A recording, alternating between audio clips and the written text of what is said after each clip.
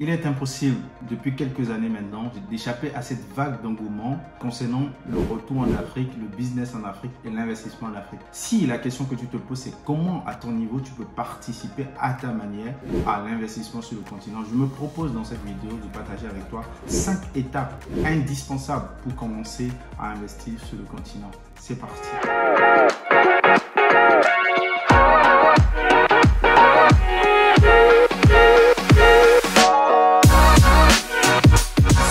Je suis Ariel Agoudjogbe, je suis entrepreneur. Cela fait plusieurs années que j'investis sur le continent africain. Sur cette chaîne, je parle de développement personnel et d'entrepreneuriat, principalement vers le continent africain. Si ce sont des thèmes qui te parlent, je t'invite à faire 3 choses. T'abonner à ma chaîne, liker mes vidéos et surtout activer la cloche de notification pour ne rater aucune de mes prochaines vidéos.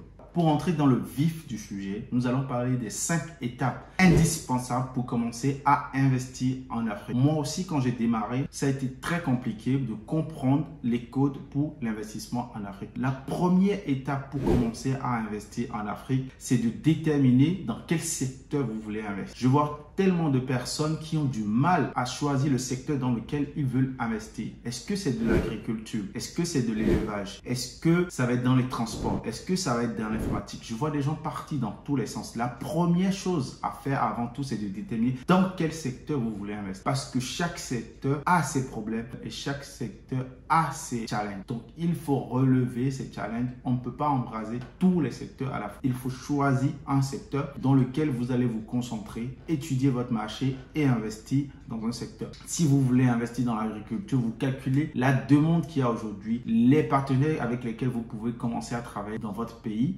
ou dans un autre pays en Afrique, quels sont les fournisseurs que vous allez avoir et quelles sont les possibilités que vous avez avec les différents produits que vous allez vendre dans l'agriculture. Et même dans l'agriculture et même dans chaque secteur, il y a encore des segments qu'il faudra avoir. Dans l'agriculture, vous pouvez faire les céréales, vous pouvez faire des produits maraîchers, vous pouvez faire tellement de choses. Donc, il faut encore choisir ces segments-là et maintenant se concentrer sur une seule chose pour débuter ces activités en Afrique. Par exemple, si vous voulez faire en informatique, soit vous êtes une société de service, vous apportez du service aux gens, soit vous êtes une société où vous développez un produit que vous allez proposer aux gens. Donc, chaque secteur, ses avantages et ses inconvénients, il faut les étudier.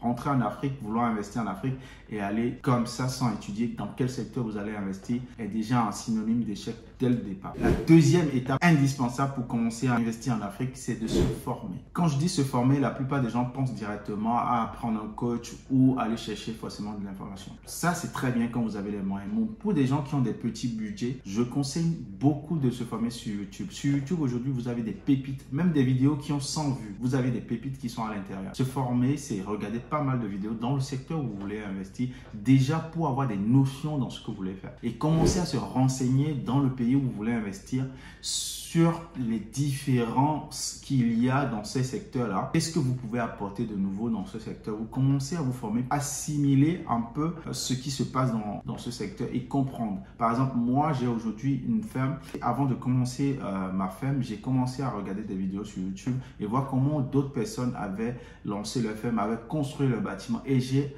emmagasiné énormément d'informations. En emmagasinant toutes ces informations, le jour où j'ai voulu lancer mon activité, je suis parti avec un bagage un peu plus supérieur à quelqu'un qui démarrait de zéro. Donc, je vous conseille vivement de vous former. Si vous avez les moyens, vous trouvez une formation qui existe et vous l'achetez et vous allez beaucoup plus vite.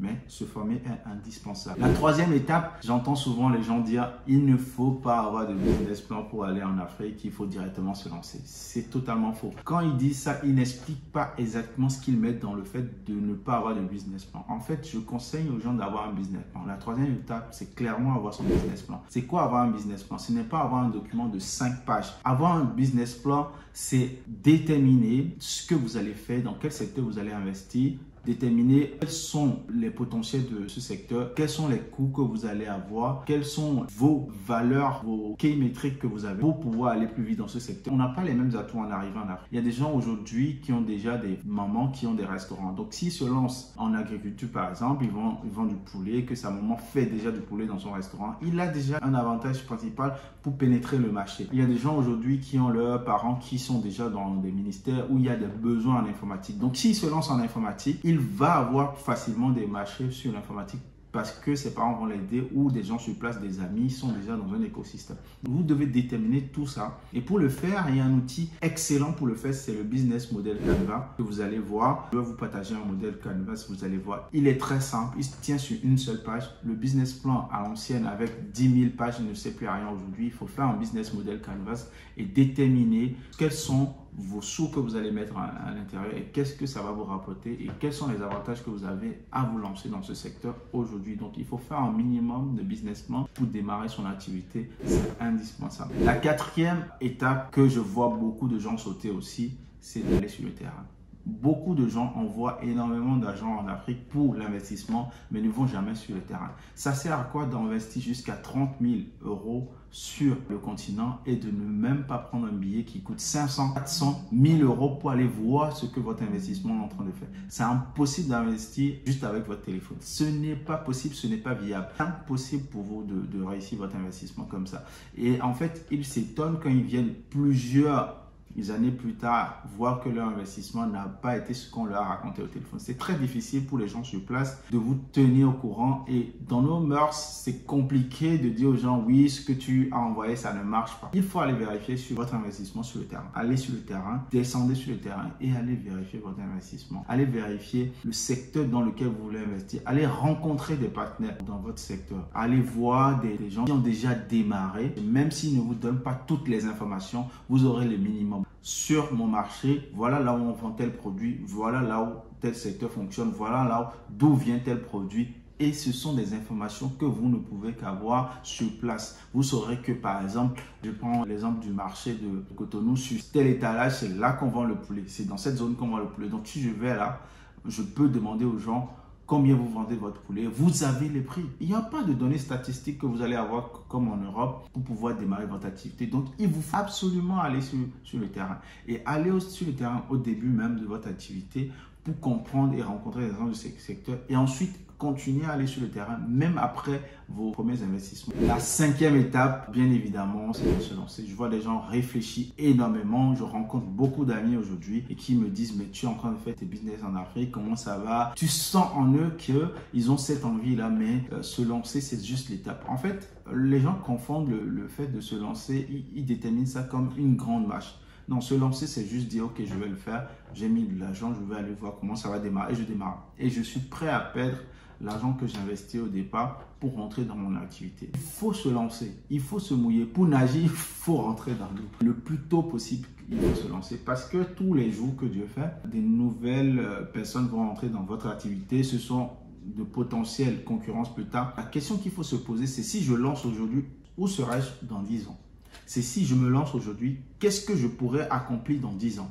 C'est la question qu'il faut se poser pour se lancer parce que plus vite on se lance et dans 10 ans, on peut être incontournable dans le secteur. On peut être le numéro 1 dans le secteur. Et c'est pour ça que l'Afrique intéresse beaucoup de gens depuis l'étranger parce qu'ils savent que tous les secteurs sont pratiquement vierges.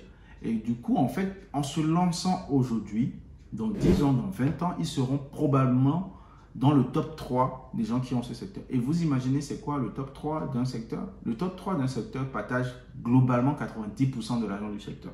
C'est obligé. Donc, vous imaginez combien vous allez brasser dans 10 ans. Donc, il faut se poser cette question. Où serais-je dans 10 ans? Je vais te donner une étape bonus pour ceux qui sont restés jusqu'à la fin de cette vidéo. Alors, l'étape bonus pour moi, c'est de démarrer petit. Le processus de recherche, c'est un marathon. C'est une course de fond et non un sprint. Donc, il faut démarrer petit. Démarrer petit et posez-vous la question.